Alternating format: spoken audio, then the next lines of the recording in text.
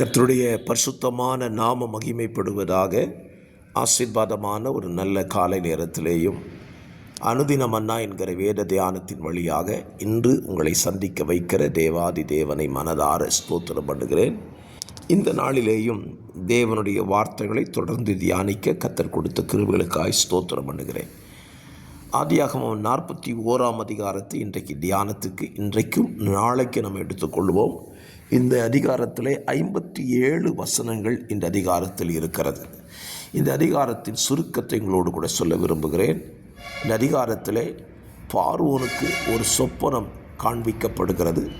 அந்த சொப்பனத்தின் அர்த்தத்தை தன்னுடைய தேசத்தில் இருக்கிற மந்திரவாதிகளிடத்தில் கேட்கிறான். அவர்களால் அர்த்தம் சொல்ல முடியவில்லை.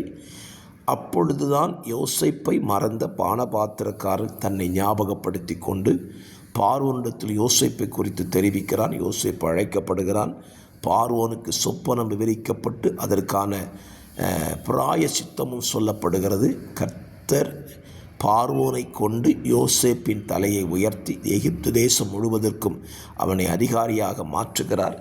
எகிப்திலே தேவன் சொன்னபடி பரிபூர்ணமுள்ள அந்த வருஷம் தொடங்கினது. அதன் முடிந்து பஞ்ச வருஷங்களும் தொடங்கினதினாலே பஞ்சத்திற்கு தப்பி பிழைக்க யாக்கோபு தன்னுடைய குமாரர்களை எகிப்து தேசத்திற்கு அனுப்பி வைக்கிறதையும் இந்த அதிகாரத்தில் நீங்கள் வாசிக்க முடியும். இதுதான் இந்த அதிகாரத்தின் சுருக்கம்.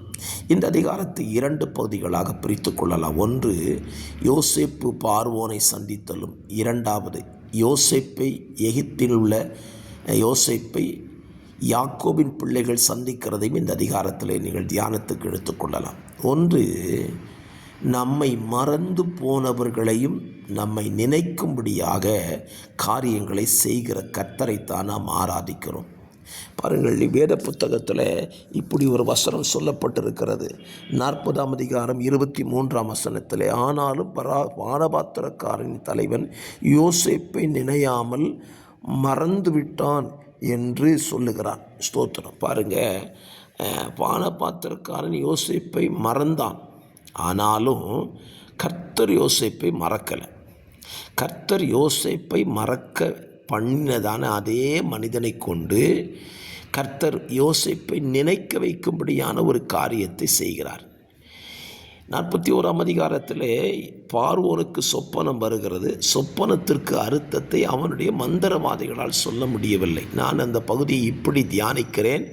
கர்த்தர் பார்வோனின் சொப்பனத்துக்கான அர்த்தத்தை எகிப்தின் மந்திரவாதிகளுக்கு மறைத்தார் என்று சொல்லுவேன். காரணம், தேவன் அதை மறைக்காதிருந்தால் சத்துரு ஏதோ ஒரு கோணத்திலே அதை அவர்களுக்கு சொல்லி கொடுத்திருப்பான். பார்வோனும் அதை கேட்டிருப்பான். அப்படியானால் இந்த இடத்துல ஆண்டவர் தான் பார்வோனின் மந்திரவாதிகளுக்கு அல்லது எகிப்தின் மந்திரவாதிகளுக்கு ஜோசியர்களுக்கும் இந்த அர்த்தத்தை மறைக்கிறார். காரணம், யோசேப்புக்கு தேவன் கொடுத்ததான வாக்கு தத்துவம், அந்த சொப்பன தரிசனம் நிறைவேறணும்னா யோசேப்பு இந்த இடத்துக்கு வரணும். பாருங்கள், பல நேரத்தில் மற்றவங்களுக்கு தெரியாததெல்லாம் கிடையாது. மற்றவங்களுக்கு தெரியக்கூடிய வாய்ப்பு இருந்தாலும் அதை ஏன் அவர்களுக்கு மறைக்கிறார் என்றால், நம்மை கொண்டுதான் அதை செய்ய வேண்டும் என்பது தேவ திட்டம். அதனால்தான் ஆண்டவர் யோசேப்பை இந்த இடத்துக்கு கொண்டு வருகிறார். பாருங்க, இப்போ பார்வோன் திகைத்து நிற்கிறான். சொப்பனத்தை அர்த்தத்தை யாரும் சொல்ல முடியல. பார்வோன் திகைத்து நிற்கும் பொழுதுதான் கர்த்தர் பானபாத்திரக்காரனுக்கு இந்த காரியத்தை ஞாபகப்படுத்துகிறார்.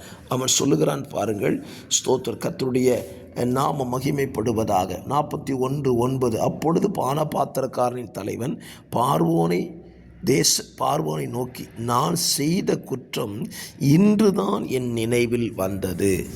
பாருங்கள், பானபாத்திரக்காரன் ஒருவேளை அவன் வெளியே போன அன்னைக்கு யோசேப்பை வெளியே கொண்டு வந்திருந்தா யோசேப்பு மறுபடியும் வேற எங்கேயாவது வேலைக்கு போயிருப்பான். அந்த பானபாத்திரக்காரன் மறந்திருக்க வாய்ப்பு இருக்குது. அவனை அன்னைக்கு மறக்க வச்சது தேவ செயலே.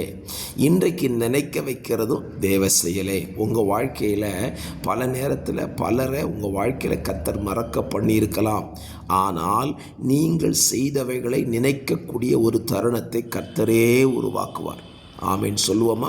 இன்றைக்கு நான் செஞ்சதெல்லாம் இவங்க மறந்துட்டாங்களே, நான் செஞ்ச உதவியை, நான் செஞ்ச நன்மையை இந்த ஜனம் மறந்துட்டே, இந்த குடும்பம் மறந்துட்டே, இந்த குடும்பத்தார் மறந்துட்டார்களே, என்னுடைய வீட்டார் மறந்துட்டார்களேன்னு சொல்லி நீங்கள் வருத்தப்படுறீங்களா? உங்களை பார்த்து நான் சொல்கிறேன், உங்களையும் நீங்கள் செய்த கிரியைகளையும் குறித்து நினைவுபடுத்துகிற நாள் ஒன்றை கர்த்தர் வைத்திருக்கிறார். ஆமேன் சொல்லுவோமா? Praise the Lord. கர்த்தர் நல்லவர். கர்த்தர் இப்போ பானபாத்திரக்காரனை நினைக்க வைக்கிறார். சரியான தருணத்தில் யோசேப்பு செய்தது பார்வோனுக்கு முன்பதாக பானபாத்திரக்காரன் வழியாக வெளிப்படுகிறது.